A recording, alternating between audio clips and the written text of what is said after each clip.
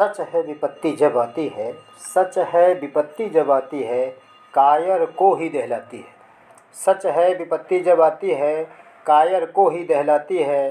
सुरमा नहीं विचलित होते, सुरमा नहीं विचलित होते, क्षण एक नहीं धीरज खोते, क्षण एक नहीं धीरज खोते।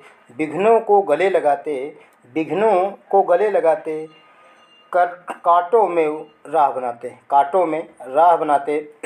यह पंक्तियाँ रामधारी सिंह दिनकर की शुरुआत करते हैं।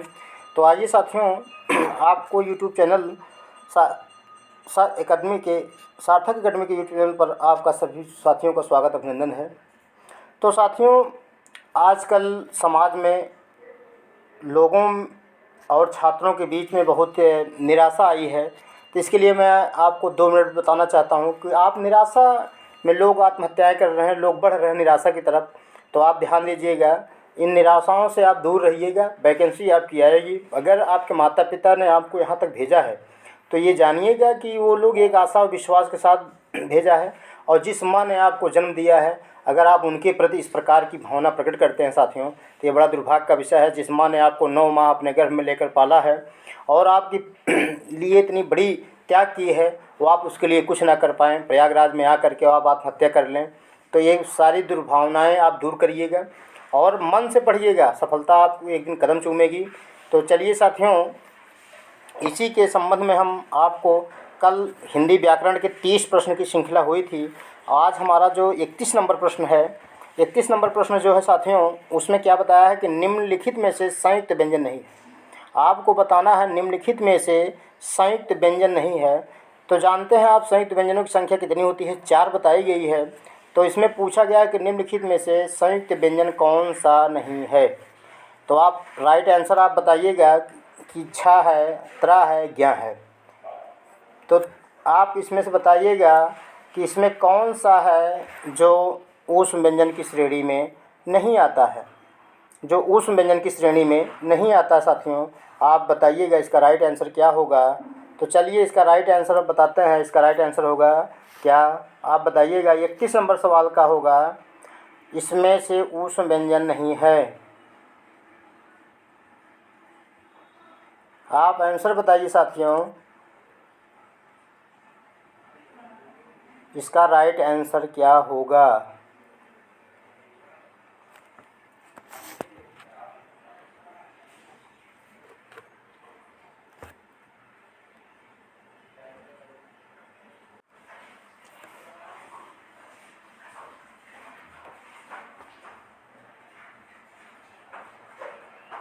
इनकी संख्या होती है 4। तो आप बताइएगा ये कौन सी श्रेणी में आते हैं? ऊष्म व्यंजन की श्रेणी में आते हैं। विकल्प नंबर सी राइट हो जाएगा। तो इसी क्रम में साथियों चलते हैं।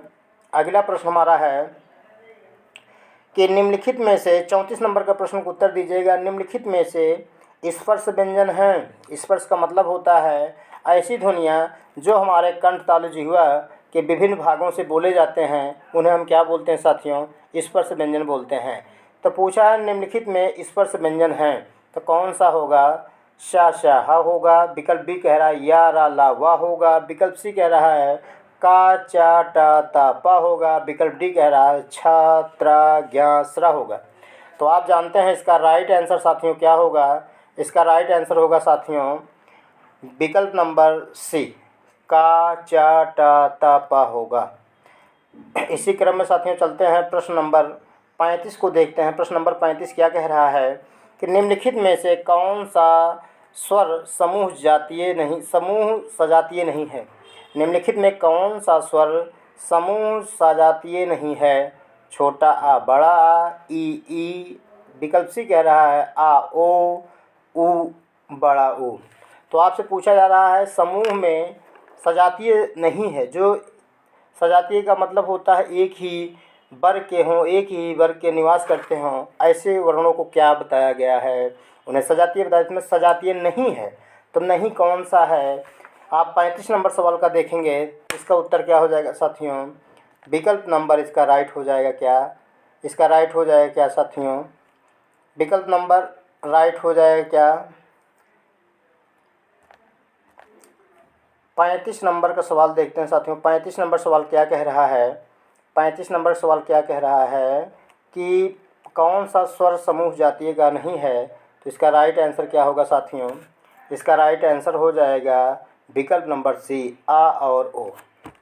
इसी क्रम में चलते हैं साथियों, इसी क्रम में चलते हैं। हमारा अगला सवाल है 36 नंबर का राज सही सुमेलित करें, सही सुमेलित करें कवर्ग, चवर्ग और टवर्ग, तवर्ग, पवर्ग, इनका उच्चारण स्थान दिया है, एक तरफ वर्ग दिया है। ये किस श्रेणी में आते हैं?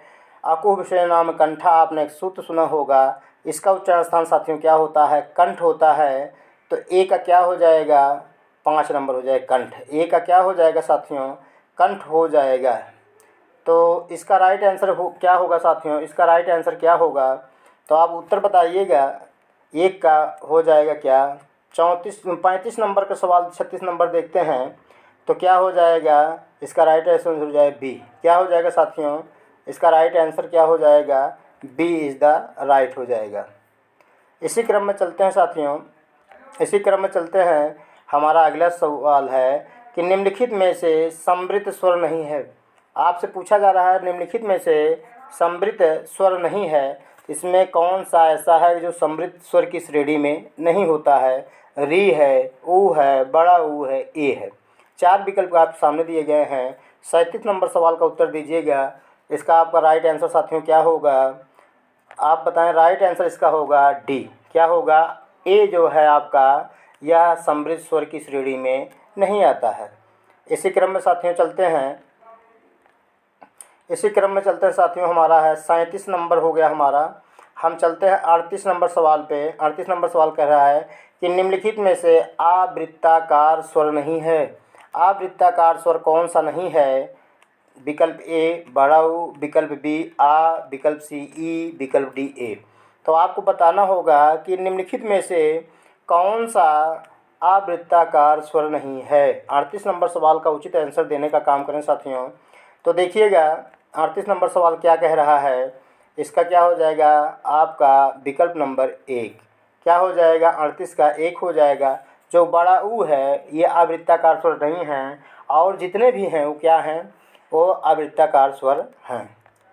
इसी क्रम में साथियों चलते हैं। हमारा अगला सवाल है 39 नंबर देखते हैं। आवृत्तमुखी या आवृत्ताकार स्वर कितने होते हैं? इनकी संख्या आपसे पूछा है। विकल्प ए बता रहा है 4, विकल्प बी बता रहा है 5, विकल्प सी बता रहा है साथियों 7 और विकल्प डी बता रहा है कितना? 2 बता रहा है। तो आपको 39 नंबर सवाल का राइट आंसर देना साथियों क्या हो जाएगा? इसका राइट आंसर होगा विकल्प नंबर सी। क्या हो जाएगा साथियों? विकल्प नंबर सी हो जाएगा। राइट आंसर इसका कितना होगा? 7 होते हैं। अगर आप आपसे कभी संख्या पूछ ली जाए इनकी संख्या कितनी है तो 7 आपकी होती है। चलिए साथियों इसी क्रम में चलते हैं। 40 नंबर सवाल क्या कहता है? 40 नंबर सवाल कहता है निम्नलिखित में से पश्च स्वर नहीं है। आपको बताना है कि पश्च स्वर नहीं है। तो पश्च स्वर की संख्या आपको बतानी साथियों कि पश्च स्वर कौन सा नहीं है। तो देखिएगा साथियों पश्च स्वर की संख्या कितनी होती है। आपको बताते हैं कि पश्च स्वर कहाँ कहाँ से बोले जाते हैं। जो जिह्वा के पश्च भाग से बोले जाते हैं उन्हें हम क्या बोलते हैं साथियों? पश्च स्वर बोलते हैं। कैसे बोलते हैं? पश्च स्वर बोलते हैं। तो 40 का राइट आंसर क्या होगा साथियों? विकल्प इज द डी। विकल्प क्या हो जाएगा साथियों? विकल्प इसका हो जाएगा डी राइट हो जाएगा। आ जो है वो पश्च स्वर की श्रेणी में नहीं आता है। चलिएगा साथियों 41 नंबर सवाल कह रहा है कि माँ वर्ण का उच्चारण स्थान है। माँ वर्ण का उच्चारण स्थान है, ओष्ठ है, नासिका है, ए और बी दोनों है, इनमें से कोई नहीं। आपको राइट आंसर चुनाव करना साथियों कि राइट उत्तर इसका क्या होगा। 41 का देखते हैं क्या हो जाएगा। ओष्ठ और नासिका क्या है? इसका दोनों है। विकल्प इज द राइट सी हो जाएगा। ए और बी दोनों इसमें हो जाएंगे। इसी क्रम में साथियों चलते हैं। 42 नंबर क्वेश्चन क्या कह रहा है? निम्नलिखित में से ओष्ठ ध्वनि नहीं है। ओष्ठ ध्वनि नहीं है तो आपको विकल्प 4 दिए गए हैं। विकल्प ए कह रहा है चा, विकल्प बी कह रहा है पा, विकल्प सी कह रहा है भा और विकल्प डी कह रहा है माँ। तो आपको राइट आंसर चुनना साथियों। 42 का क्या हो जाएगा? तो आप जानते हैं पा फा भा मा ये तीनों हैं। तो आपका राइट आंसर हो जाएगा विकल्प इज द ए। क्योंकि ए का उच्चारण स्थान क्या होता है? ईचू ऐसा नाम तालु होता है साथियों। तो इसका उच्चारण स्थान क्या होता है? तालु होता है। इसी क्रम में साथियों चलते हैं। 43 नंबर सवाल हमारा कह रहा है कि निम्नलिखित में अग्र स्वर नहीं है। निम्नलिखित में से अग्र स्वर नहीं है, छोटी ई है। विकल्प बी कह रहा आई है, विकल्प सी कह रहा री है, विकल्प डी कह रहा ऊ है। तो 43 नंबर का राइट आंसर क्या होगा, किसमें अग्र स्वर नहीं है, नहीं पूछ रहा है, इस पर विशेष ध्यान देना है। तो इसका राइट आंसर साथियों हो जाए क्या, आपका डी, ऊ नहीं है। क्या, ऊ अग्र स्वर नहीं है। इसी क्रम में चलते हैं साथियों। 44 नंबर सवाल क्या कह रहा है कि जीभ के प्रयोग या क्रियाशीलता के आधार पर स्वर के भेद होते हैं। जीभ के प्रयोग या क्रियाशीलता के आधार पर स्वर के भेद होते हैं। आप देखे होंगे ये सब नए नए प्रश्न आपको मिल रहे हैं। इन प्रश्नों का सामना जरूर आपकी परीक्षाओं में होगा साथियों। तो इसका राइट आंसर क्या होगा, 2 होते हैं, 3 होते हैं, 4 होते हैं कि 5 होते हैं। आप बताएं इसके कितने भेद होते हैं। तो आप 44 नंबर सवाल का उत्तर बताएंगे कि इसका क्या हो जाएगा साथियों। वास्तव में इसके कितने भेद होते हैं, इसके कितने भेद होते हैं, इसके होते हैं 3। कितने भेद होते हैं साथियों, 3 होते हैं। तो इसका राइट आंसर हो जाएगा विकल्प नंबर बी। इसी क्रम में साथियों चलते हैं। 46 नंबर सवाल क्या कह रहा है, 45 नंबर क्या कह रहा है, आ धन ऊ डॉट डॉट दिया है के निर्माण से कौन सा शब्द बनता है। औ बनता है, ओ बनता है, ए बनता है और आई बनता है। तो आप 45 नंबर सवाल का उत्तर बताएं, क्या बनता है। आ धन ऊ बराबर क्या बनेगा साथियों, आपको पता होगा। इसका राइट आंसर क्या होगा, विकल्प इज द बी, ओ बनता है। क्या बनता है साथियों, ओ बनता है। इसी क्रम में साथियों चलते हैं कि निम्नलिखित में संयुक्त स्वर नहीं है। निम्नलिखित में संयुक्त स्वर नहीं है, ए, ऊ, ओ, औ। आपको बताना है कि इसमें संयुक्त स्वर कौन सा नहीं है। तो 46 नंबर सवाल का राइट आंसर क्या होगा साथियों। तो आप जानते हैं कि इसमें ऊ जो है संयुक्त स्वर की श्रेणी में नहीं होता है। इसका राइट आंसर होगा विकल्प इज द बी। 46 का विकल्प बी सही हो जाएगा। अब 47 नंबर सवाल देखते हैं साथियों कि वकार का उच्चारण स्थान है, कंठोष्ठ है, विकल्प ए कह रहा है, विकल्प बी कह रहा है दंतोष्ठ है और विकल्प सी कह रहा है साथियों क्या है, कंठतालु है और विकल्प डी कह रहा है ये सभी। तो आप बताइए वकार का उच्चारण स्थान क्या होता है। 47 नंबर वकारस दंतोष्ठो क्या होगा साथियों, वकारस दंतोष्ठो, विकल्प नंबर बी हो जाएगा। इसका राइट आंसर होगा दंत और ओष्ठ दोनों हो जाएगा। इसी क्रम में चलते हैं साथियों। 48 नंबर सवाल कह रहा है, 48 नंबर क्या है, पुलुत्व स्वर होते हैं, एक मात्रिक होते हैं, द्विमात्रिक होते हैं, त्रिमात्रिक होते हैं ये सभी। तो आप जानते हैं पुलुत्व स्वर किसे कहते हैं, ना लुप्ता इज पुलुप्ता। आप संस्कृत के ग्रामर में पढ़ा होगा कि जिसका लोप नहीं किया जा सकता है, जो अपनी संभावनाओं के आधार पर उपस्थित होते हैं, उन्हें हम क्या कहते हैं, पुलुप्त कहते हैं। अर्थात ऐसी ध्वनियाँ जिनको उच्चारण करने के लिए हमारे कंठतालु जिह्वा से 1 और 2 मात्रा से अधिक का समय लगता है, उसे हम क्या बोलते हैं, पुलुप्त स्वर बोलते हैं। उसे हम क्या बोलते हैं साथियों, पुलुप्त स्वर बोलते हैं। तो 48 नंबर का राइट आंसर क्या हो जाएगा, राइट विकल्प इज सी। इसका क्या होगा, राइट विकल्प इसका होगा सी होगा, त्रिमात्रिक होगा। इसी क्रम में साथियों चलते हैं। 49 नंबर सवाल कह रहा है कि निम्नलिखित में से किस विकल्प में सभी स्वर दीर्घ हैं। किस विकल्प में सभी स्वर दीर्घ हैं। विकल्प ए कह रहा आ, ई, ऊ, विकल्प बी कह रहा है बड़ा आ, बड़ी ई, बड़ा ऊ और विकल्प सी कह रहा है आ, बड़ी ई, बड़ा ऊ और विकल्प डी कह रहा है आ, ए, आ, आई। तो आपको राइट आंसर 49 का क्या होगा साथियों, तो दीर्घ इसमें होते हैं। दीर्घ स्वर कौन कौन से हैं, तो आप जानते हैं इसका राइट आंसर होगा विकल्प नंबर बी।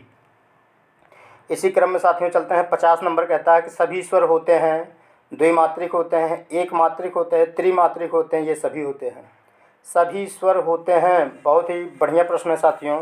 इन प्रश्नों का सामना आपकी परीक्षाओं में ज़रूर होगा, वो आप इसको देखिएगा। इन प्रश्नों का निर्माण जो किया गया है आपकी परीक्षाओं को देखते हुए किया गया है, वो चाहे आप टेट की पेपर दे रहे हों, सुपर टेट दे रहे हों या दरोगा या पुलिस दे रहे हों या आप टीजीटी पीजीटी दे रहे हों, ग्रामर की एक अहम भूमिका होती साथियों।